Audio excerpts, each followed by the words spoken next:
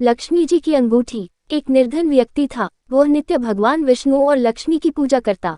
एक बार दीपावली के दिन भगवती लक्ष्मी की श्रद्धा भक्ति से पूजा अर्चना की। कहते हैं उसकी आराधना से लक्ष्मी प्रसन्न हुई। वह उसके सामने प्रकट हुई और उसे एक अंगूठी भेंट देकर अदृश्य हो गई।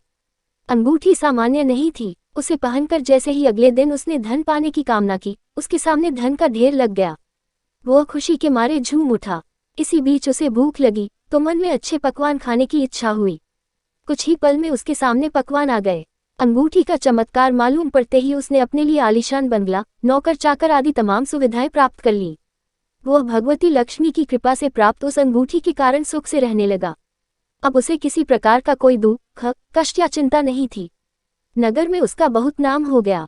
एक दिन उस नगर में जोरदार तूफान के साथ बारिश होने लगी। कई निर्धन लोगों के मकानों के छप्पर उड़ गए। लोग इधर उधर भागने लगे। एक बुढ़िया उसके बंगले में आ गई।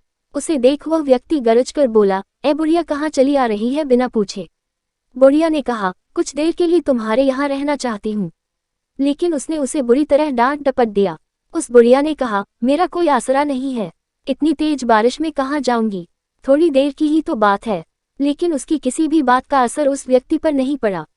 जैसे ही सेवकों ने उसे द्वार से बाहर किया, वैसे ही जोरदार बिजली कौंधी। देखते ही देखते उस व्यक्ति का मकान जलकर खाक हो गया।